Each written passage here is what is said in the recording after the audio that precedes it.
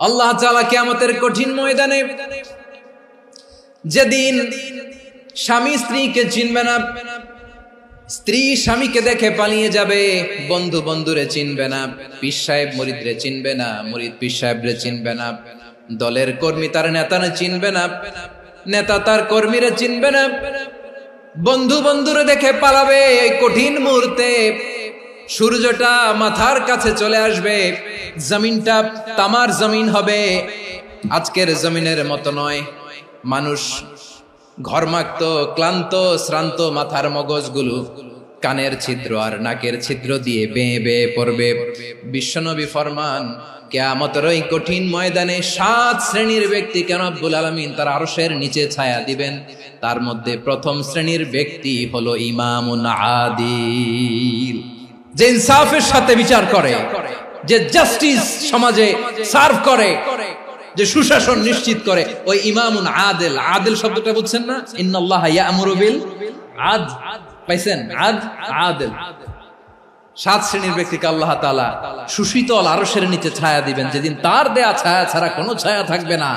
এর প্রথম হচ্ছে ইমামুন আদিল, ন্যায়পরায়ণ শাসক। চিল্লায় বলেন সুবহানাল্লাহ।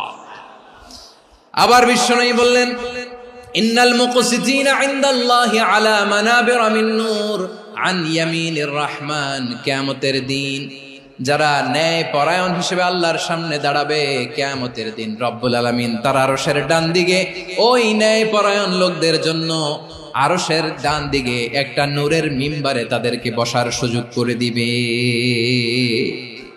আল্লাহর আরশের ডান দিকে ন্যায় পরায়ণ লোকদের জন্য আল্লাহ তাআলা নূরের মিম্বার বানাবে। 4টে কেন কথা মনে করেছেন? আল আদাল, জাস্টিস। ইন্নাল্লাহা ইয়া'মুরু বিল আদল। আল্লাহ তাআলা এই আদালতের নির্দেশনা দেন, সুবিচার, সুশাসন। প্রিয় ভাইয়েরা, এটা আমরা বাংলাদেশে চাই কি চাই না? এই যে অরাজকতা, এই যে অন্যায়, এই যে জুলুম, এই যে ইনকনসিস্টেন্সি সমাজের অসঙ্গতির প্রধান কারণ জাস্টিস নাই, সুবিচার নাই, সুশাসন নাই। শেষবারের মতো আওয়াজ করে বলেন তো, আমরা বাংলাদেশে আদল চাই কি চাই না? তাহলে প্রথম নির্দেশনা শেষ। আল্লাহ তাআলা তোমাদেরকে আদলের আদেশ দেন। এরপরে আল্লাহ বললেন, আমি তোমাদেরকে ইহসানের আদেশ দেই।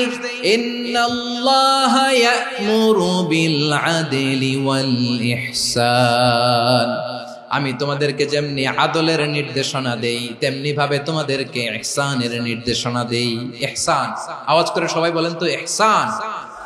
ইহসান মানে কারো প্রতি সফট হার্টেড হওয়া, মহানুভব হওয়া, অনুগ্রহ পরায়ণ হওয়া, অনুগ্রহশীল হওয়া, একে অপরের প্রতি দয়াদ্র হওয়া। একে অপরের প্রতি দয়াদ্র, অনুগ্রহশীল হওয়া ছাড়া মানবিক সমাজ কশিনকালেও গঠন করা সম্ভব না। প্রিয় ভাইয়েরা, সুন্দর আচরণ দিয়ে, ইহসান দিয়ে যা জয় করা যায়, নরম আচরণ দিয়ে যেটা অর্জন করা যায়, কঠোরতা দিয়ে সেটা পারা যায় না। বিষ্ণু ঈসা ইসলাম ইহসান দিয়ে, কোমল আচরণ দিয়ে, তার অনুগ্রহ দিয়ে তিনি অনেক কাফিরের হৃদয়কে জয় করে ফেলেছেন। সাইয়েদনা সুমামা ইবনে উসাল রাদিয়াল্লাহু তাআলা আনহুর কথা মনে পড়ে যায়। তিনি ছিলেন ইয়ামামার বাদশা। মদিনাতে বিশ্বনবীকে হত্যা করার নিয়তে এসেছিলেন। গোপনে গোপনে বিশ্বনবীকে হত্যা করে আবার ইয়ামামাতে তিনি ফিরে যাবেন। কিন্তু কি অবাক করা কাণ্ড, হত্যা করতে পারে নাই, সাহাবাদের হাতে তিনি ধরা পড়ে গেলেন। সাইয়েদনা সুমামা ইবনে উসাল রাদিয়াল্লাহু তাআলা আনহু হত্যার নিয়তে আসলেন, কিন্তু হত্যা করতে পারলেন না। সাহাবারা ওনাকে ধরে ফেললেন, ধরে মসজিদে নববীর পিলারের মধ্যে বেঁধে রাখলেন। সুমামা ইবনে উসাল, সিরাত থেকে শুনে, সিরাত থেকে শোনাচ্ছি, রাদিয়াল্লাহু তাআলা আনহু ইয়ামামার অধিপতি ছিলেন। বিশ্বনবীকে হত্যার জন্য আসছেন, ধরা পড়ে গেছেন, এখন মসজিদে নববীতে বেঁধে রাখছেন। তার মানে বন্দী। এখন স্ট্যাটাস কি? বন্দী, ক্যাপটিভ। তো বিষ্ণু ঈসা ইসলাম সাহাবাদেরকে বললেন, তার খোঁজ খবর নিও, সুমামা ইবনে উসালের খোঁজ খবর নিও। সাহাবার বলেন, ইয়া রাসূলুল্লাহ, আপনাকে হত্যা করতে এসেছে, তার তো কঠিন ক্যাপিটাল পানিশমেন্ট হওয়া দরকার, কঠিন শাস্তি হওয়া দরকার। বিশ্বনবী বললেন, না, আমি যেটা জানি তোমরা সেটা জানো না, তোমরা সুমামার সাথে ভালো আচরণ করো। বিশ্বনবী সুমামার কাছে গেলেন। প্রথম দিন যে তিনি কালেমার দাওয়াত দিলেন, ইমানের দাওয়াত দিলেন, ইসলামের দাওয়াত দিলেন, রিসালাতের দাওয়াত দিলেন, আখিরাতের দাওয়াত দিলেন। পরের দিন যে বিশ্বনবী সালাতের দাওয়াত দিলেন, যাকাতের দাওয়াত দিলেন, ইসলাম কি, কিভাবে, কেমন করে পালন করতে হয় চমৎকার আর্টিকুলেট করতে শুরু করলেন। তন্ময় হয়ে সুমামা ইবনে উসাল রাদিয়াল্লাহু তাআলা আনহু বিশ্বনবীর কথাগুলো শুনতে আরম্ভ করলো। একদিন নয়, 2 দিন নয়, টানা 3 দিন বিশ্বনবী সুমামার কাছে ইসলামকে প্রেজেন্ট করেছেন, উপস্থাপন করেছেন। আওয়াজ করে বলেন, কয় দিন? 3 দিন। 3 দিন মসজিদে নববীতে বাধা। আর সাহাবীদেরকে বললেন, তার খোঁজ খবর নিও, তোমরা যে রুটি বানাও এর মধ্যে সবচেয়ে ভালো আটার রুটিটা তারে দিও, সবচেয়ে রিফাইন্ড খেজুর, যেটা পিওর খেজুর, এটা তারে দিও। আর বিশ্বনবী নিজের উট থেকে দুধ দহন করে ওনার বাড়ির এক কর্মচারীকে বলেছেন, দুধ দহন করে সুমামার জন্য নিয়ে যেও। সুবহানাল্লাহ পড়বেন না? সবাই তো অবাক, ইয়ামামা থেকে আসছে নবীকে হত্যা করতে, বিশ্বনবী দেখে তারে জামাই আদর করে। একদিন নয়, 2 দিন নয়, টানা 3 দিন বিশ্বনবী এভাবে সুমামার কাছে যেয়ে ইসলামকে প্রেজেন্ট করতে আরম্ভ করলেন, ইসলামকে উপস্থাপন করতে শুরু করলেন। আর তাকে চমৎকার এন্টারটেইনমেন্ট, আপ্যায়ন দিতে আরম্ভ করলেন। টানা 3 দিন যখন ইসলামের দ্য বিউটিজ অফ ইসলাম, ইসলামের সুমহান বাণী, সৌন্দর্য তার কাছে উপস্থাপন শেষ, তাকে আপ্যায়ন শেষ, বিশ্বনবী বললেন সাহাবাদেরকে, যাও এবার সুমামার হাতের পায়ের রশি দুটো খুলে দাও। সাহাবারা তর্ক জুড়ে দিলেন, লা ইয়া রাসূলুল্লাহ, এমনটা করবেন না, তো ভয়ঙ্কর ভয়ঙ্কর খুনি, কি জানি কি হয়ে যায়। বিশ্বনবী বললেন, না, তার হাতে পায়ের রশিগুলো খুলে দাও। সাহাবারা বিশ্বনবীর কথা মতো তার হাতে পায়ের রশিগুলো খুলে দিল। সুমামা মুহূর্তের মধ্যে মসজিদে নববী থেকে বের হয়, ইয়ামামায় ফিরে না যে মসজিদে নববীর পাশে একটা খেজুর বাগান ছিল, সেখানে চলে গেলেন।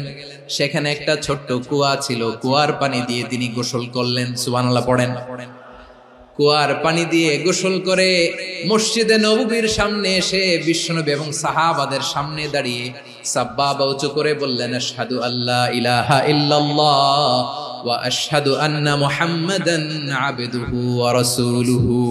আমি সাক্ষ্য দিচ্ছি আল্লাহ ছাড়া কোনো ইলাহ নাই, আর মুহাম্মদ আল্লাহ তাআলার প্রেরিত বান্দা এবং রাসূল। প্রিয় ভাইয়েরা, ইহসান দিয়ে যা জয় করা যায়, কঠোরতা দিয়ে সেটা কঠিনকালেও জয় করা যায় না। আওয়াজ করে বলেন, ঠিক কি না? এবার সুমামা দাঁড়িয়ে বলে, ওগো নবী, আমি তো কালিমা পড়ে মুসলমান হয়ে গেলাম, এবার শোনেন, এই মুহূর্তের আগে আপনার চেহারার চাইতে নিকৃষ্ট কোনো চেহারা আমার কাছে ছিল না, কিন্তু শাহাদা পাঠ করার পরে আপনার চেহারার চাইতে উত্তম শ্রেষ্ঠ কোনো চেহারা আমার কাছে আর নাই। ও নবী, আজকের দিনের আগে ইসলাম ধর্মের চেয়ে নিকৃষ্ট অপছন্দনীয় কোনো ধর্ম আমার কাছে ছিল না, কিন্তু এই মুহূর্ত থেকে ইসলামের চেয়ে সেরা শ্রেষ্ঠ পছন্দনীয় কোনো ধর্ম আমার কাছে নাই। নবী গো, আজকের দিনের আগে মদিনার চাইতে অপছন্দনীয় নিকৃষ্ট কোনো শহর আমার কাছে ছিল না, কিন্তু এই মুহূর্তের পর থেকে মদিনার চাইতে কোনো শ্রেষ্ঠ শহর আমার জানা নাই। সে ছিল গমের বড় ডিলার, গম বেচতো। কি বেচতো? তার গম কিনে মক্কার লোকেরা রুটি খাইতো। সে ঘোষণা দিল, আজকে থেকে মক্কাবাসীদের জন্য সব গম আমি হারাম করে দিলাম, মক্কাবাসী এখন না খেয়ে মরে। সুবহানাল্লাহ পড়বেন না? মক্কাবাসী বিশ্বনবীর কাছে আসলেন, এসে বললেন, মুহাম্মদ, আমরা তো তোমার ভাই, তোমার চাচা, তোমার ভাতিজা, তোমার আত্মীয়, তুমি সুমামারে বলো সে যেন আবার গমের সাপ্লাই মক্কার জন্য অনুমতি দিয়ে দেয়। বিশ্বনবীর অনুমতি ক্রমে সুমামা আবার মক্কাতে গম পাঠাতে শুরু করলো। পড়েন সুবহানাল্লাহ। ইহসান, ইহসান দিয়ে আপনি যেটা জয় করতে পারবেন, you can win the heart of your enemies. ইহসান দিয়ে আপনি আপনার শত্রুর হৃদয়কে জয় করতে পারবেন। এজন্য আল্লাহ বললেন, ওয়া আনফিকু ফি সাবিলিল্লাহি ওয়া লা তুলকু বিআইদিকুম ইলাত তাহলুকা ওয়া আহসিনু ইন্নাল্লাহা ইউহিব্বুল মুহসিনিন। তোমরা আল্লাহর রাস্তায় দান করবে আর নিজেরা নিজেদেরকে ধ্বংসের হাতে ঠেলে দিও না। তোমরা একে অপরের প্রতি ইহসান করবে, কারণ ইহসানকারীদেরকে আল্লাহ বড্ড ভালোবাসেন। সুবহানাল্লাহ পড়েন। আবার সূরা রহমানে আল্লাহ বললেন, হাল জাযাউল ইহসানি ইল্লাল ইহসান ফাবিআইয়ি আলা, সবাই পড়েন, ফাবিআইয়ি আলাই রাব্বিকুমা তুকাযযিবান। ইহসানের প্রতিদান হিসেবে ইহসানি হয়। বিশ্বনবী সুমামার প্রতি যেমন ইহসান করেছেন, সুমামাও ঠিক তেমন ইহসান ফিরিয়ে দিয়েছে। ঠিক কিনা বলেন? তাহলে 1 নম্বরে হচ্ছে আদ, ন্যায় বিচার। 2 নম্বরে সবাই বলেন ইহসান, সদাচরণ। ইহসান 2 ধরনের প্রিয় ভাইরা, ইহসান ফিল ইবাদা, ইহসান ফিল মুআমালা। ইহসান ফিল ইবাদা হচ্ছে একাগ্র অনুভবে ইবাদতে ডুব দেওয়া, এর নাম ইবাদতের ইহসান। সুবহানাল্লাহ পড়ুন। বিশ্বনবী বলেন ইহসান মানে কি জানো নাকি? হাদিসে জিবরিলে সাইয়েদনা জিবরিল আলাইহিস সালাম বিশ্বনবীকে বললেন আখবিরনি আনিল ইহসান। নবী আমাদেরকে বলেন ইহসান মানে কি? বিশ্বনবী বললেন আনতা আবুদাল্লাহা কাআন্নাকা তারাহু ফাইন লাম তাকুন তারাহু ফাইন্নাহু ইয়ারাক। ইহসান মানে হলো এমন ভাবে তুমি আল্লাহর সামনে নিজেকে উজাড় করে ইবাদত করবে, তুমি ভাববে তুমি আল্লাহকে দেখতে পাচ্ছ। আর এটা যদি ভাবা তোমার জন্য কঠিন হয়ে যায়, অন্তত এতটুকু তুমি ভাববা যে আল্লাহ তোমাকে দেখতে পাচ্ছেন। ঠিক কিনা বলেন? ও আমার বীর চট্টলার ভাইয়েরা, কেউ যেটা দেখে না সেটা দেখে কে? এই বিশ্বাস হৃদয়ের মধ্যে আছে? নামাজে যখন দাঁড়ান এই ফিলিংসটা আনা যাবে? এসা পর্যন্ত যে আমরা হায়াত পাবো কোনো গ্যারান্টি আছে? সবাই আওয়াজ করে বলেন গ্যারান্টি আছে? গ্যারান্টি নাই। এজন্য বিষ্ণু ইসলাম বলেছে এমন ভাবে নামাজে দাঁড়াও, ইবাদত করো, মনে করো হতে পারে এটাই আমার জীবনের শেষ নামাজ। পারফর্ম দ্য সালাহ as if this is your last and final prayer. এমন ভাবে সালাতে দাঁড়াও, ভাবো হতে পারে এটাই তোমার জীবনের শেষ নামাজ। এমন ভাবে নামাজে দাঁড়াও, ভাবো এটাই শেষ নামাজ। তাহলে নামাজে একাগ্রতা বাড়ায় দিবে কে? ফলে ইবাদতের ইহসান আমাদের অর্জিত হবে। আর মুআমালাতে ইহসান হলো, বিশ্বনবী বলেন ইন্নাল্লাহা তাবারাকা ওয়া তাআলা كتب الإحسان على كل شيء فإذا قتلتم فأحسنوا القتلة وإذا ذبحتم فأحسنوا الذبح وليحد أحدكم شفرته وليرح ذبيحته। ইহসান 2 ধরনের, আওয়াজ করে বলতে হবে কয় ধরনের? একটা হচ্ছে ইহসান ফিল ইবাদা, ইবাদতে ইহসান। ইবাদতে ইহসান কি? একাগ্র অনুভব দিয়ে ইবাদত করা, মন প্রাণ দিয়ে ইবাদত করা। আর মুআমালাতে ইহসান কি? সব কাজে, দৈনন্দিন কাজে, কর্মে, সামাজিক অ্যাক্টিভিটিতে কোমলতা প্রদর্শন করা, অনুগ্রহের সাথে সবকিছু করা। আল্লাহ তাআলা ইন্নাল্লাহা তাবারাকা ওয়া তাআলা কাতাবাল ইহসান আলা কুল্লি শাই, তিনি সবকিছুর ব্যাপারে ইহসানকে আবশ্যক করেছেন। সবকিছু, মুমিনের সব কাজে ইহসানের পরশ থাকবে। ওয়া ইযা কাতালতুম ফাহসিনুল কিতলা, বিষ্ণুই বলেন তুমি যখন কাউকে হত্যা করো ইহসানের সাথে করো। সুবহানাল্লাহ পড়বেন না? যখন হত্যা করো তখনও ইহসানের সাথে। আচ্ছা হত্যা করবো আবার ইহসান আসবে করতে করে, তো মেরেই ফেলবো আমি। আল্লাহ, ও ভাই একজন খুন করেছে, খুনি, রাষ্ট্রীয় আইনে তার শাস্তি হয়েছে ডেথ পেনাল্টি, মৃত্যুদণ্ড। এখন মৃত্যুদণ্ড দেখে আপনি যেমনি মন চায় তেমনি মারবেন লোকটারে? ওর নাক কেটে ফেলতে পারবেন? ওর কান কাটতে পারবেন? ওর চোখ উপড়ে ফেলতে পারবেন আপনি? যেমন মন চায় তার অঙ্গহানি করা যাবে না। ইহসানের সাথে তাকে হত্যা করো। সুবহানাল্লাহ, this is Islam, this is the true essence of Islam. ওয়া ইযা যাবাহতুম ফাহসিনু যাবহা, যখন জবাই করবে তখনও ইহসানের সাথে জবাই করো। করব জবাই, ওইখানেও নাকি ইহসান। আচ্ছা কুরবানির দিন আমরা পশুগুলোরে কি করি বলেন সবাই আওয়াজ করে? জবাই। জবাই মানে তো এটার মেরেই ফেলতেছি, একটু পরে তো টুকরো টুকরো করে গোশতগুলো খাবো, এটা তো খাবো, এটা তো মেরেই ফেলবো। বিষ্ণু বলে না, জবাইয়ের মধ্যেও মুমিনের জবের ভেতরেও ইহসানের পরশ থাকা চাই। যখন জবাই করবে প্রাণীটাকে হাত পা টাইট করে বেঁধে নাও, ছুরিটাকে শার্পেন করে নাও, ধারালো করে নাও, যাতে অল্প সময়ে জবাইটা হয়ে যায়, প্রাণীটা যাতে কম কষ্ট পায়। সুবহানাল্লাহ পড়ে। দিস ইজ কল্ড ইহসান। আল্লাহ তাআলা যেমনি আদলের আদেশ করেছেন, ন্যায় বিচার, জাস্টিস এনশিওর করতে বলেছেন, সমাজে ইহসানের ব্যবহার, ইহসানের অনুশীলন তিনি করতে বলেছেন। এজন্য মুমিনের প্রতিটি কাজে, আমার চট্টগ্রামের ভাইয়েরা আমার দিকে তাকান, খেয়াল করে শুনুন, মুমিন জীবনের প্রতিটি কাজে ইহসানের পরশ থাকা চাই। আমরা যেন আমাদের পরিবারের প্রতি ইহসান করি, আমরা যেন আমাদের কর্মচারীদের প্রতি ইহসান করি, আমরা যেন আমাদের কলিগদের প্রতি ইহসান করি, আমরা যেন আমাদের ভাইদের প্রতি ইহসান করি।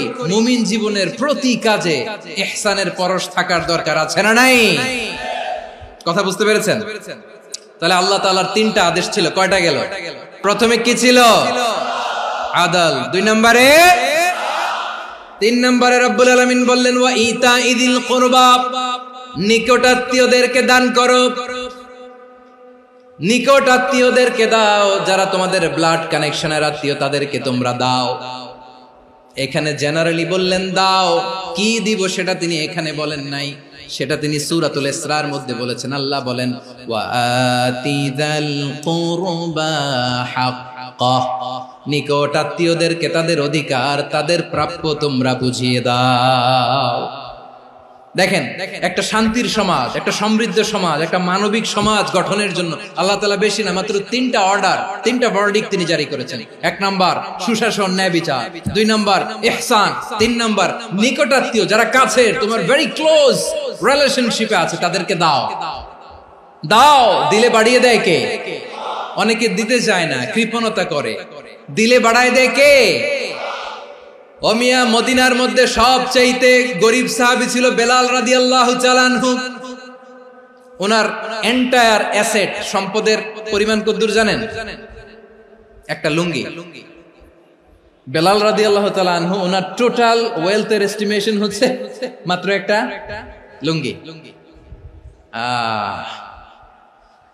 একটা লুঙ্গি, টোটাল ওয়েলথ এস্টিমেশন, টোটাল সম্পদের পরিমাণ বেলাল রাদিয়াল্লাহু তাআলা আনহুর কি ছিল? ওই বেলাল রাদিয়াল্লাহু তাআলা আনহুকে বিষ্ণু ইসলাম বলেছেন আনফিক ইয়া বেলাল, ও বেলাল তুমিও দাও। ওয়ালা তাখশা মিন যিল আরশি ইখলালা, আরশের অধিপতির তো কোনো ঘাটতি নাই, তুমি দিলে ওই আল্লাহ তোমারে বাড়ায় দিবে।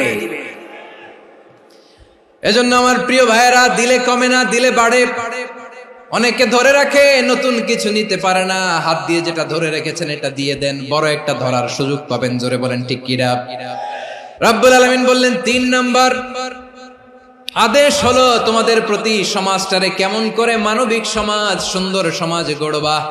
৩ নাম্বার আদেশ হলো ওয়া আতিদাল কুরবা হাক্কা, নিকটাত্মীয়দেরকে তাদের প্রাপ্য বুঝিয়ে দাও। এই নিকটাত্মীয়দেরকে তাদের অধিকার বুঝিয়ে দেওয়া, প্রাপ্য বুঝিয়ে দেওয়াতে আমাদের গাফলতি আছে না নাই? অনেকে দেখবেন অনেক আল্লাহওয়ালা, তাহাজ্জুদ গুজার, সেজদা দিতে দিতে কপালে কালো দাগ ফেলে দিছে, সে তার বোনের হকটা আদায় করে নাই, আছে না নাই? অনেক বড় হাজী সাহেব, বিশাল লম্বা দাড়ি, ছেলেরে সব দিয়ে দিছে, মেয়েরে কিছু দেয় নাই, মেয়ের হক আদায় করে নাই, আছে না নাই? এই হাজী সাহেবেরা, এই আল্লাহওয়ালারা কিয়ামতের ময়দানে আটকে যাবে। আপনি অন্যের অধিকার নষ্ট করেছেন, তাদের রাইটস কে ভায়োলেট করেছেন। এজন্য আল্লাহ তাআলা বলেন, কারো অধিকার যদি কেউ নষ্ট করে, ওই সমাজটা মানবিক সমাজ কঠিনকালেও হতে পারে না। এজন্য ৩ নম্বর আল্লাহ বললেন ওয়া ইতাইদিল কুরবা, নিকটাত্মীয়দেরকে দাও। কি দিবা? তাদের অধিকার দিয়ে দাও। বোনের অধিকার বুঝিয়ে দাও, মেয়ের অধিকার বুঝিয়ে দাও, ফুফুর অধিকার বুঝিয়ে দাও। দেখবেন অনেক মায়েরা ছেলের পাতে মুরগির রান দেয়, মেয়ের পাতে দেয় মুরগির ঠ্যাং। তো মেয়ের কি মুরগির রান খেতে মনে চায় না? মনে চায় না? এমনটা করা যাবে না। নিকটাত্মীয়দেরকে অধিকার দিয়ে দাও, নিকটাত্মীয়ের সাথে সুসম্পর্ক রাখো। আদেশটা কার?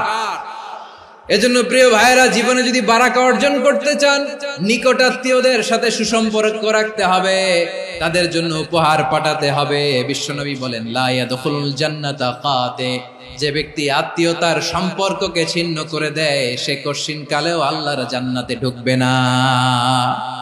আপনি কি এটারে সহজ হাদিস মনে করছেন? এটা সহজ কথা।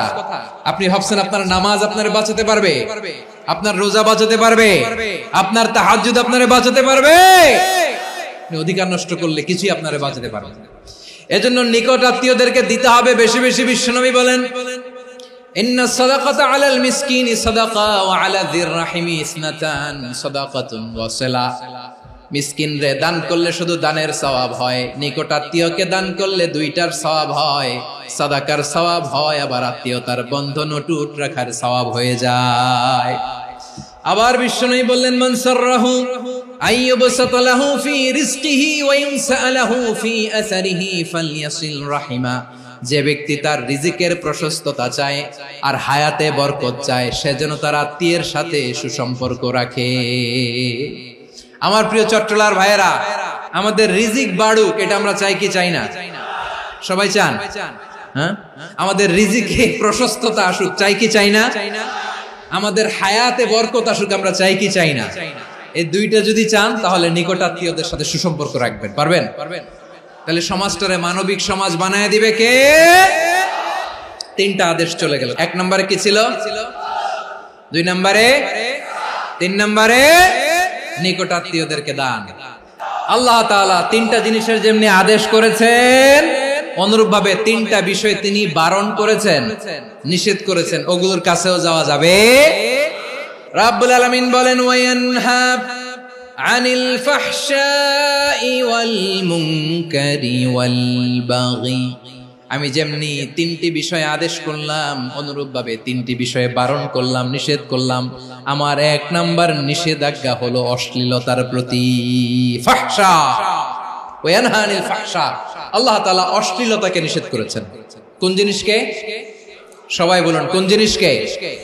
যত ধরনের, যত টাইপের, যত ক্যাটাগরির অশ্লীলতা হতে পারে সব অশ্লীলতাকে হারাম করেছেন কে? ফাহশা মানে কি? কথায়, কাজে, আচরণে, কমেন্ট, ফেসবুকের কমেন্টসে যত ধরনের নোংরামো আছে, যত ধরনের অশ্লীলতা আছে, এটাকে আরবিতে বলে ফাহশা।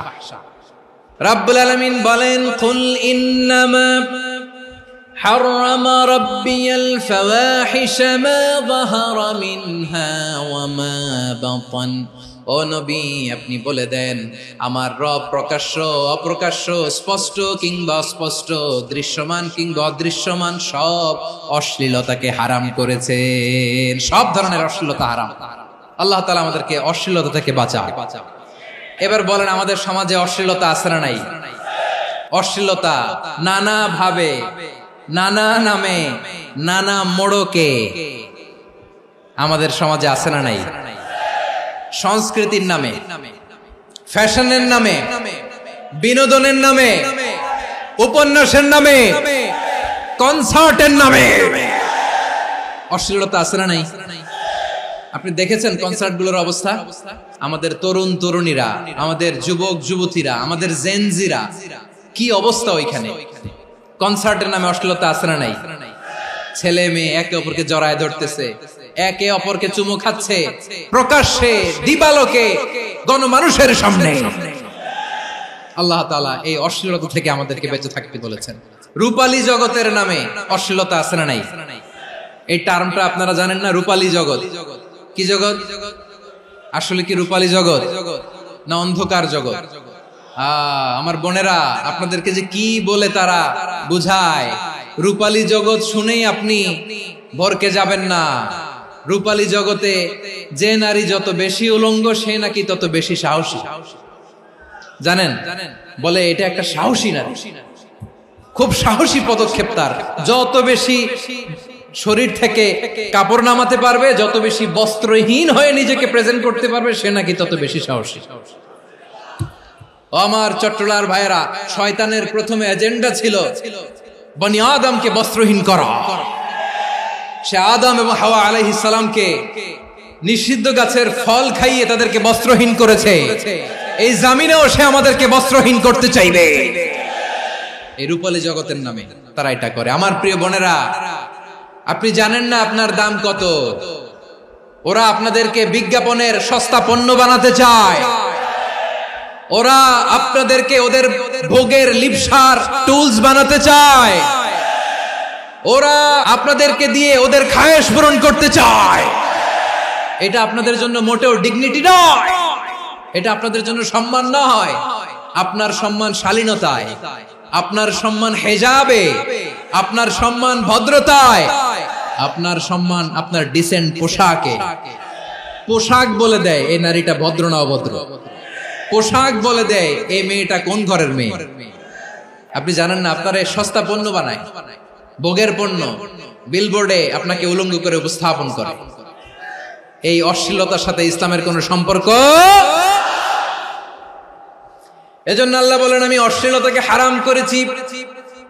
অশ্লীলতাকে হারাম করার প্রথম কারণ হলো এর মাধ্যমে মানবতাকে অপমানিত করা হয়। কারণ মানুষের সম্মান মানুষের পোশাকে। মানুষ যখন পোশাকহীন হয়ে যায়, বস্ত্রহীন হয়ে যায়, তার সম্মান কমে যায়। ঠিক কিনা? অশ্লীলতাকে হারাম করার প্রথম কারণ হচ্ছে মানুষ মানুষকে অপমান করে। একটা নারী, সে তো সম্মানিত, নারী যে কত সম্মানিত নারীরা এটা বুঝেই নাই। বিশ্বনবী বলেন আদ-দুনিয়া কুল্লুহা মাতা ওয়া খায়রু মাতা'আদ দুনিয়া আল মারআতুস সালিহা। আমার বোনেরা, 5টা প্যান্ডেলে আপনারা এলইডিতে আমার আলোচনা শুনছেন, আমি জানি। আপনাদের এই গর্ভ যে কত দামি আপনি জানেন না। আপনার পেট থেকেই আসবে আগামী দিনের সালাহুদ্দিন আল আইয়ুবী, আপনার পেট থেকেই আসবে অনাগত দিনের ইমাম মাহদী আল মুনতাযর, আপনার পেট থেকেই আসবে অনাগত দিনের ফয়সাল, ওয়াসিম, মুগ্ধ, আবু সাইদের মতো বীর যোদ্ধা। আমার প্রিয় বোনেরা, আমার প্রিয় বোনেরা, বিশ্বনবীর কথার ওজন খেয়াল করেন। আদ-দুনিয়া কুল্লুহা মাতা ওয়া খায়রু মাতা'আদ দুনিয়া আল মারআতুস সালিহা। দুনিয়ার সবকিছুই অ্যাসেট, এর মধ্যে সবচেয়ে দামি অ্যাসেট নেককার নারী। আপনার গর্ভ যে কত দামি আপনি জানেন না।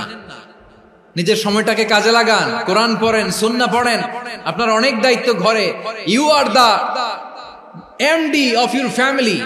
একটা family it's a very big institution. পরিবার একটা অনেক বড় প্রতিষ্ঠান, and you are the MD of your institution. আপনি এই পরিবারের MD, managing director of your family. এখানে আপনার কত দায়িত্ব। আপনি ছেলে মেয়েদেরকে তারবিয়া করবেন, আপনি আপনার স্বামীর জন্য ঘরটার জান্নাতের নীর বানাবেন, আপনার জন্য জান্নাতের ডুপ্লেক্স বাড়ি ওইখানে তৈরি করে রাখবে কে? আপনি যে কত দামি আপনি জানেন না। নারীদেরকে আল্লাহ বানিয়েছেন উচ্চতর করে, নিম্নতর নয়। নারীদেরকে ছোট্ট জিনিস দিলে এটার বড় করে দেয়। নারীদেরকে ভ্রূণ দিলে, শুক্রাণু দিলে নারী এটারে বাচ্চা হিসেবে উপহার দেয়, ঠিক কিনা? বিয়ের মাধ্যমে স্বামী যখন তার শুক্রাণু তার স্ত্রীকে উপহার দেয়, স্ত্রী রিটার্নে কি উপহার দেয়? ফুল ফর্ম বেবি, মানব সন্তান। দেখছেন, আপনি দিলেন একটুকুনি, দিছে বিশাল। আপনি যদি নারীকে বাজার এনে দেন, নারী এটাকে সুস্বাদু খাবারে রূপান্তর করে দেয়। আপনি তাকে একটা মুচকি হাসি দিয়ে দেন, সে তার কলিজা দিয়ে দেয়। কিন্তু যদি আপনি তার মনে কষ্ট দেন, সে আপনার জীবনকে জাহান্নাম বানায়া দেয়। নারীর মন বুঝতে পারলে নেয়ামত, বুঝতে না পারলে কিয়ামত। আমার প্রিয় বোনেরা, আপনি যে কত দামি আপনি জানেন না। অনেক দামি আপনি। আপনাদেরকে যেন ভোগের সস্তা পণ্য বানাতে না পারে, আপনাদেরকে সচেতন থাকতে হবে। তাহলে কেন আল্লাহ তাআলা এই ফাহশা, অশ্লীলতাকে হারাম করলেন? 1 নাম্বার, এতে হিউম্যান ডিগনিটি কমে। 2 নাম্বার, এতে মানুষের অধিকার নষ্ট হয়। আপনি বিয়ে করেছেন, এরে পরকিয়া করেন, ওর সাথে এরকম আছে না নাই? স্ত্রীর অধিকার নষ্ট করেছেন। আপনি বিবাহ সম্পর্কে আবদ্ধ হয়েছেন তার সাথে, আপনি পরকিয়া করেন ওই ছেলের সাথে, আপনি আপনার হাজবেন্ডের সাথে বিট্রে করেছেন। এজন্য আল্লাহ অশ্লীলতাকে হারাম করেছেন। অশ্লীলতাকে হারাম করার আরেকটা কারণ হচ্ছে আল্লাহ তাআলা এই হিউম্যান জেনারেশনকে এটাকে প্রিজার্ভ করতে চায়। হিফজুন নাসল, এটা মাকাসিদুশ শরিয়ার অনেক গুরুত্বপূর্ণ একটা মাকাসিদ, অনেক গুরুত্বপূর্ণ। আপনার নাসল, আপনার জেনারেশনকে সংরক্ষণ করা। এই যে আসতেছে ফেব্রুয়ারি, কত ফেব্রুয়ারি জানো? এটা কি বিশ্ব ভালোবাসা দিবস? হ্যাঁ, কি দিবস? এই বিশ্ব ভালোবাসা দিবসের সাথে মুসলমানদের কোনো সম্পর্ক নাই। আমার প্রিয় ভাইরা, এই যে আপনি অবৈধ সম্পর্কে জড়ালেন, কেন আল্লাহ অশ্লীলতাকে হারাম করেছে দেখেন। বলতেছিলাম যে এটা আপনার নাসল, আপনার জেনারেশন, আপনার লিনিয়েজ, আপনার বংশকে প্রিজার্ভ করা। কে কার বাবা, কে কার মা, বাবা মা জানা, প্রজন্মকে প্রিজার্ভ করা, এটা ইসলাম ওয়াজিব করে দিয়েছে। এই যে অবৈধ সম্পর্কের কারণে, বিশ্ব বেহায়া দিবসের কারণে, এগুলোর আউটকাম, আউটপুট হিসেবে মাঝে মাঝে এই ঢাকা মেডিকেলের ডাস্টবিনে নবজাতকের বাচ্চার কান্নার আওয়াজ শুনতে পাওয়া যায়। চট্টগ্রাম মেডিকেলের ডাস্টবিনে নবজাতকের কান্না শুনতে পাওয়া যায়। বীর চট্টলার মুসলমানেরা বুঝতে পারলে আওয়াজ করে বলেন, এই যে চট্টগ্রাম মেডিকেলে যে নবজাতকটা পাওয়া গেল, ওর বাবাকে আমাকে বলেন, ওর মাকে, ও কোন ফ্যামিলির সন্তান কেউ জানে? আপনি হিউম্যান ডিগনিটিকে অপমান করেছেন না? আপনি তার ভবিষ্যৎকে অন্ধকার করেছেন না? আপনি তার লিনিয়েজকে প্রশ্নবিদ্ধ করে দিয়েছেন না? এই জন্য আল্লাহ তাআলা অশ্লীলতাকে আমাদের জন্য হারাম করে দিয়েছেন। পড়েন সুবহানাল্লাহ। এই জন্য রাব্বুল আলামিন বলেন, কুল ইন্নামা হারামা রাব্বিয়াল ফাওয়াহিশা মা যাহারা মিনহা ওয়া মা বাতান। প্রকাশ্য অপ্রকাশ্য সব অশ্লীলতাকে হারাম ঘোষণা করে দিয়েছে কে? আবার দুনিয়ার বুকে যারা অশ্লীলতার প্রসার করে তাদের জন্য শাস্তি মজুদ রেখেছে কে? রব্বুল আলামিন বলেন ইন্নাল্লাযীনা ইউহিব্বুনা আন তাশিআল ফাহিশাতু ফিল্লাযীনা আমানু লাহুম আযাবুন আলীমুন ফিদ দুনিয়া ওয়াল আখিরাতি ওয়াল্লাহু ইয়ালামু ওয়া আনতুম লা তা'লামুন। নিশ্চয়ই যারা বিশ্বাসীদের মাঝে অশ্লীলতার প্রচার প্রসার করতে চায় তাদের জন্য আমি মর্মন্তুদ শাস্তি প্রস্তুত করে রেখেছি, দুনিয়াতেও রেখেছি, আখিরাতেও রেখেছি। ঘোষণাটা কার? যারা এই নাটকের নামে, সিনেমার নামে, রূপালী জগতের নামে, মুভির নামে, ওটিটি প্ল্যাটফর্মের নামে আমার সমাজে অশ্লীলতা ছড়াতে চায় তাদের জন্য কঠিন মর্মন্তুদ শাস্তি মজুদ রেখে দিয়েছে কে? ও আমার বোনেরা, এখনো আপনি জাগবেন না? এখনো আপনার চিন্তার দুয়ারে এখনো নাড়া পড়ে নাই? ওরা আপনাকে উলঙ্গ বানাতে চায়, ওরা আপনাকে আইটেম গার্ল বানাতে চায়। এজন্য ইসলাম অশ্লীলতাকে হারাম করেছে। হারাম। ইসলাম বলেছে যোজন যোজন দূরে থাকো, ওরা বলে না কাছে আসো, কাছে আসার গল্প, ক্লোজ আপ ওয়ান, কাছে আসার গল্প আছে না নাই? তাহলে অশ্লীলতার সাথে আমাদের কোনো সম্পর্ক? সবাই বলতে পারেননি, আওয়াজ করে বলুন, অশ্লীলতার সাথে আমাদের কোনো সম্পর্ক? আমরা এই সমস্ত ক্লোজ আপ ওয়ান, কাছে আসার গল্পের প্রোগ্রামে যাব? আমরা কোন ধরনের অশ্লীল কন্টেন্ট সোশ্যাল মিডিয়ায়, টিভিতে দেখব? কি যুগ যে আমরা কাটাচ্ছি আপনি কল্পনা করতে পারবেন না। পর্ন ইন্ডাস্ট্রি, নারী পুরুষের বস্ত্রহীন যুগল দৃশ্য, এটাকে দিয়ে ওরা কোটি ডলারের ইন্ডাস্ট্রি বানিয়েছে। পুরো মানব ইতিহাসে এরকম জঘন্য সময় মানব ইতিহাস পার করে নাই। পর্ন এটা ইন্ডাস্ট্রি হয়ে গেছে। আমাদের এই যুবকগুলো, জেনজিগুলো, ওদের চরিত্র বাঁচাবে কি করে? কেমন করে হেফাজত করবে ওদের এই মূল্যবান চরিত্র? আমার প্রিয় ভাইরা, এই অশ্লীলতার দ্য লেটেস্ট ভার্সন হচ্ছে LGBTQ, শরীফ থেকে শরীফা। শুনছেন আপনারা? দেখতে পুরুষ, আসলেই পুরুষ, সুস্থ একজন পুরুষ, 4 সন্তানের বাবা, বলে আমি মনে মনে নারী। দেখতে নারী, সুস্থ নারী, আসলেই সে দিব্যি একজন নারী, বলে আমি মনে মনে পুরুষ। সবচেয়ে ভয়ঙ্কর অশ্লীলতার সবচাইতে লেটেস্ট ভার্সন হচ্ছে এই ট্রান্সজেন্ডারিজম। সুস্থ পুরুষ তার বায়োলজিক্যাল গ্রোথকে হরমোন দিয়ে স্টপ করে দিয়ে সে সার্জারি করে নারী হতে চায়। সুস্থ নারী পুরুষ হতে চায়। পুরুষ পুরুষের প্রতি সেক্সুয়ালি আকর্ষণ বোধ করে। এটা লূত আলাইহিস সালামের কওমের মধ্যে ছিল। এটাকেও আল্লাহ কোরআনে ফাহিশা বলেছেন। ওয়ালুতান ইয قال لقومه أتأتون الفاحشة ما سبقكم بها من أحد من العالمين। লূত আলাইহিস সালাম বললেন, তোমরা কি এমন এক অশ্লীল কার্যক্রমে ডুব দিলে নাকি যেটা গোটা বিশ্বের কেউ কখনো করে নাই? তোমরাই প্রথম করেছো। পড়েন নাউযুবিল্লাহ। এই পশ্চিমের এই রোগ আমার দেশে যেন আসতে না পারে, আমাদের সজাগ থাকতে হবে। প্রিয় ভাইরা চিল্লায় বলেন ঠিক কিনা? পশ্চিমের অবস্থা ভয়ঙ্কর। পাশ্চাত্যে, আমি যুক্তরাষ্ট্রে ছিলাম অনেকদিন, কয়েক মাস, বিভিন্ন স্টেটে ঘুরেছি। গার্ডিয়ানরা উদ্বিগ্ন, ছেলে মেয়েদেরকে, ছোট্ট ছেলে মেয়ে, ওদেরকে জিজ্ঞেস করে, তুমি how do you feel right now inside yourself? তুমি ভিতরে ভিতরে কেমন ফিল করো? তোমার কি ছেলে ছেলে লাগে না মেয়ে মেয়ে লাগে? আচ্ছা বলেন, এই ছোট্ট বাচ্চাটা ওকে এগুলো জেন্ডার অ্যাসাইনমেন্ট বলতে এগুলো কিছু বুঝে? এইভাবে মিসগাইড করা হচ্ছে। কৌতূহল বশত ছোট্ট ছেলে যদি বলে আমার তো মেয়ে মেয়ে লাগে, তখন বলে যে না তুমি মেয়ে, ছেলে না। মা বাবা বাধা দিলে ওকে আলাদা গভর্নমেন্ট হাউসে নিয়ে যায়। ভয়ঙ্করতম অবস্থা। আমরা একটা সময় শুনতাম যে হুজুর আমার ছেলেটা খুব ভালো, হাফেজে কোরআন, আল্লাহওয়ালা। হুজুর আমার ছেলে দাড়ি রাখছে, আল্লাহওয়ালা। হুজুর আমার ছেলে 5 ওয়াক্ত সালাত জামাতের সাথে পড়ে, তার মানে আল্লাহওয়ালা। পশ্চিমে যে আমি কি শুনছি জানেন? ওরা বলে হুজুর আমার ছেলেটা ইউনিভার্সিটির একটা মেয়ের সাথে প্রেম করে, ও খুব আল্লাহওয়ালা, হুজুর দোয়া করবেন। এর কারণ ওদের কাছে আল্লাহওয়ালার ক্রাইটেরিয়া হচ্ছে হুজুর আমার ছেলেটা আরেক ছেলের পছন্দ করে নাই, আমার মেয়েটা আরেক মেয়েকে ভালোবাসে নাই, এজন্য আমার ছেলেটা আল্লাহওয়ালা হুজুর ওর জন্য একটু দোয়া করে দিয়ে। কি চ্যালেঞ্জ ওরা ফেস করতেছে। ওনার ছেলে যে আরেক ছেলেরে বিয়ে করবে না, এটাতেই উনি খুশি যে আলহামদুলিল্লাহ আমার ছেলেটা একটা মেয়েরে ভালোবাসে, আমার মেয়েটা একটা ছেলেরে ভালোবাসে, মানে এটা খুব আল্লাহওয়ালা। নাউজুবিল্লাহ পড়তে পারলেন না? এজন্য অশ্লীলতার সাথে আমাদের কোন সম্পর্ক। রব্বুল আলামিন বলেন ওয়ায়ানহা আনিল ফাহশাই ওয়াল মুনকারি ওয়াল বাগি, তিনটা জিনিসকে আমি নিষিদ্ধ করলাম। এক নাম্বার হলো ফাহশা, অশ্লীলতা। দুই নম্বরে হলো মুনকার, সমস্ত মন্দ কাজ। মুনকার মানে হচ্ছে যত মন্দ কাজ, খারাপ কাজ, বাজে কাজ, এটার বলে মুনকার। এটার কি বলে? আপনারা পড়ছেন না তা'মুরুনা বিল মা'রুফি ওয়া তানহাউনা আনিল মুনকার, সৎ কাজের আদেশ, অসৎ কাজের নিষেধ।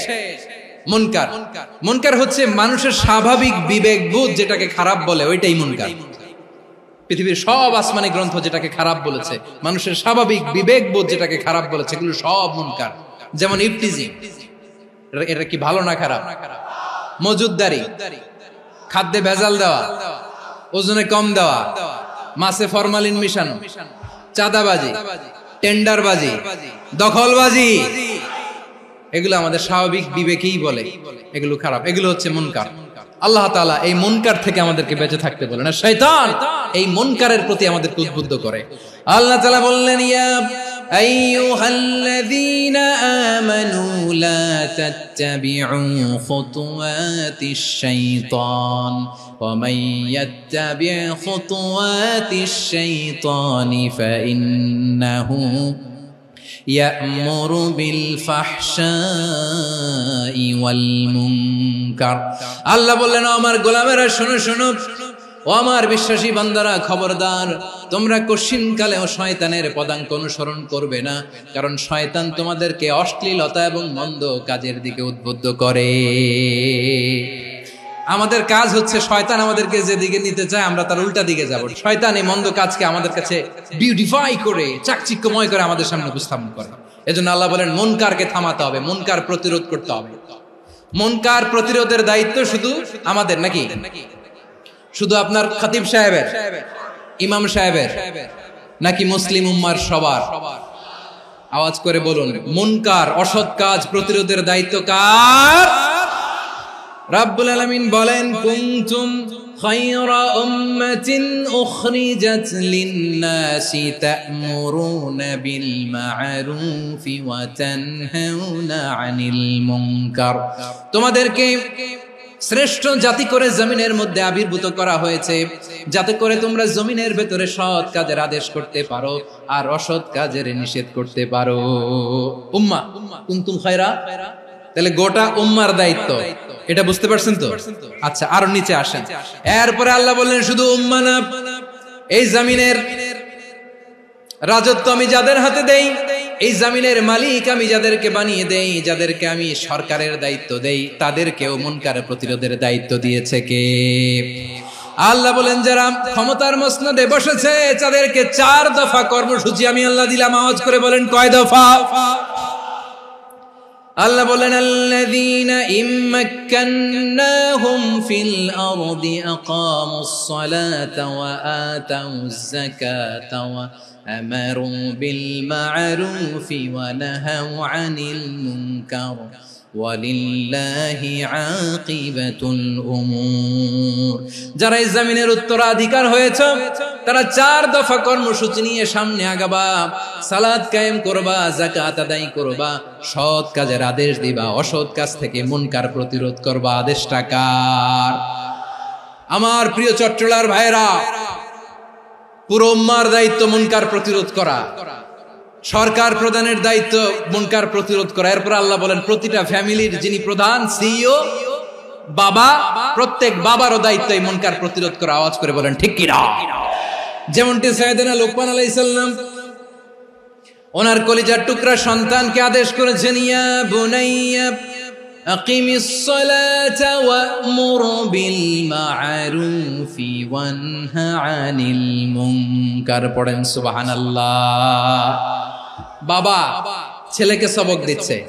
লোকমান আলাইহিস সালাম ছেলেকে বলতেছে, ওরে আমার কলিজার টুকরা সন্তান, ওরে আমার বাছা, নামাজ কায়েম করবা, সৎ কাজের আদেশ দিবা, আর মুনকার প্রতিরোধ করবা, অসৎ কাজ, সমাজ থেকে খারাপ কাজকে ঝেঁটে বিদায় করে দিবা। তাহলে দেখেন, আমি স্টেপ বাই স্টেপ নামলাম।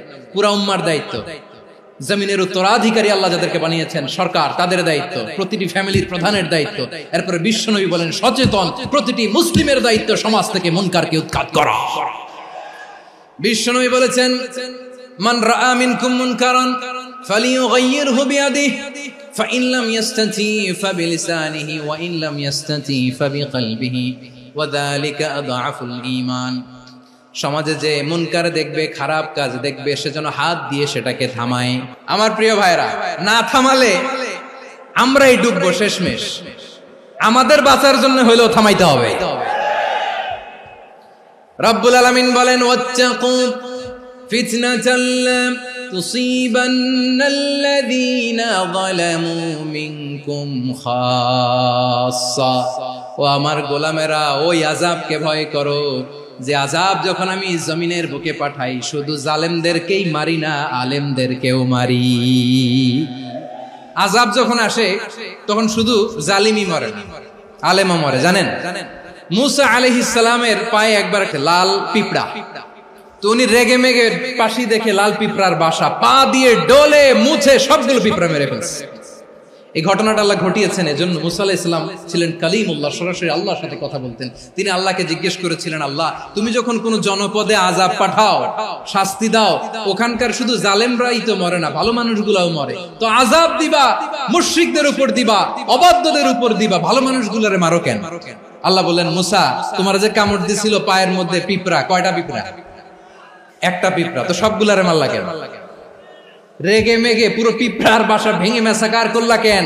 আমি যখন অ্যাকশনে যাই, আমি যখন শাস্তি দেই, তখন এত বাস বিচার করা হয় না, বাস বিচার করা যায় না। যখন অ্যাকশনে যাওয়া হয়, ওইটা ডাইরেক্ট অ্যাকশন হয়ে যায়। চিল্লায় বলো ঠিক কি না? এজন্য আমাদের বাঁচার জন্য হলেও এই পাপ থামাতে হবে, এই শয়তানের অট্টহাসি থামাতে হবে, অন্যায় অপরাধ সমাজ থেকে আমাদের থামাতে হবে। কারণ আযাব আসলে ওরাও মরবে, আমরাও মরব। একটা জাহাজ 2 তলা, আপনি আছেন 2য় তলায়, নিচের তলার কিছু লোক জাহাজের তলা ছিদ্র করতে আরম্ভ করছে। কি ছিদ্র করতেছে? আচ্ছা, জাহাজের তলা ছিদ্র করলে তলা দিয়ে কি ঢুকে? এখন আপনি যদি বলেন আমার কি, আমি তো 2 তলায়, আমি তো ভালো আছি, ওরা ছিদ্র করে ওরা মরবে। আসলে কি শুধু ওরা মরবে? তলা দিয়ে যখন পানি ঢুকবে, জাহাজ ঢুকলে আপনিও মরবেন। এজন্য নিজে মরার আগে ওই পাগলগুলোর নিচতলায় যে থামাতে হবে। চিল্লায় বলেন ঠিক কি না? এজন্য আল্লাহ বললেন, মুনকার প্রতিরোধের দায়িত্ব সমাজের টপ টু বটম সবার। এজন্য মুনকার প্রতিরোধ করার দরকার আছে না নাই? সমাজে এই যে ইফটিজিং হয়, আপনার বোনের বয়সী একটা মেয়েকে কিছু বকাটে টিটকারি করে, এই বলে সেই বলে, নোংরা কথা বলে, রাস্তায় দেখেও আপনি পাশ দিয়ে না দেখার মতো চলে যান কেন? আপনি দাঁড়ান না কেন? আপনি দাঁড়ালেই তো থেমে যাবে, কারণ সত্যের যে শক্তি, তার সামনে মিথ্যা মুখ থুবড়ে পড়ে। আপনার সামনেও কিছুই না, নাথিং। আপনি দাঁড়ান, ওকে প্রশ্ন করেন যে আমার বোনকে তুমি ডিস্টার্ব করো কেন?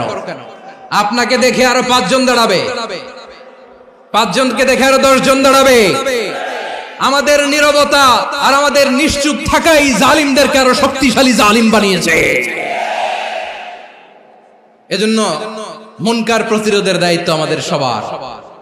টেন্ডারবাজি, চাঁদাবাজি, দুর্নীতি, অপরাধ, দখলদারিত্ব, মজুদদারি, এগুলো সবকিছু একসাথে প্রতিরোধ করতে হবে। ঠিক কিনা বলেন? একটা মানবিক সমাজ যদি চাই, প্রতিরোধ করতে হবে। প্রিয় ভাইয়েরা, আল্লাহর শপথ নিয়ে বলি, এই নাসিহাত গুলো সবার জন্য, সব দলের জন্য, সব মতের মানুষের জন্য। আমরা কোন দলের প্রতি মানুষকে ডাকি না, আমরা ডাকি ইসলামের দিকে। সব দলের, সব মতের, সব মানুষদেরকে আমরা আহ্বান জানাই, আসুন আমরা একটা সুন্দর সমাজ বিনির্মাণ করি। এই যে নতুন বাংলাদেশের এক সুযোগ এসেছে, আর জীবনে হয়তো আসবে না, সামনের 100 বছর এই সময় আসবে না। আসুন দেশটাকে আমরা সাজাই, আসুন আমরা দুর্নীতি বন্ধ করি, আসুন আমরা চাঁদাবাজি বন্ধ করি, আসুন আমরা দখলদারিত্ব বন্ধ করি, আসুন আমরা এক দল আরেক দলকে নিশ্চিহ্ন করার যে রাজনীতি, এটা বন্ধ করি। সব দলের প্রতি আমার আহ্বান, আমরা চাঁদাবাজ মুক্ত বাংলাদেশ চাই, জুলুম মুক্ত বাংলাদেশ চাই, ফ্যাসিজম মুক্ত বাংলাদেশ চাই, গুণ খুন খারাপি মুক্ত বাংলাদেশ চাই, আমরা নতুন ভোরের বাংলাদেশ চাই। ওই বাংলাদেশ পাওয়ার জন্য মুনকার প্রতিরোধে, অন্যায় প্রতিরোধে যদি বাঘের বাচ্চার মতো, আবু সাইদের মতো দুই হাত উঁচু করে বুককে টান টান করে প্রসারিত করে দাঁড়াতে হয়, রাজি আছো মুসলমান? রাব্বুল আলামিন বলেন, ওয়ায়ানহা আনিল ফাহশাই ওয়াল মুনকারি ওয়াল বাগি ইয়াইযুকুম লাআল্লাকুম তাযাক্কারুন। আল্লাহ বললেন, আমি অশ্লীলতাকে নিষেধ করি, আমি সব ধরনের মন্দ কাজকে নিষিদ্ধ করি, সব শেষে আমি সীমা লঙ্ঘনকে তোমাদের জন্য নিষিদ্ধ করি। নিষিদ্ধ করেছেন কয়টা জিনিস? 1 নম্বরে অশ্লীলতা, 2 নম্বরে মুনকার তথা সব মন্দ কাজ, 3 নম্বরে আল বাগি সীমা লঙ্ঘন, ক্রসিং দ্য লিমিট। সীমা লঙ্ঘন করা ভালো না। We all should know all limits. চিল্লায় বলেন ঠিক কিনা? একই আয়াতে আল্লাহ বললেন, কুল ইন্নামা হারামা রাব্বিয়াল ফাওয়াহিশা মা যাহারা মিনহা ওয়া মা বাতানা ওয়াল ইসমা ওয়াল বাগিয়া বিগাইরিল হক।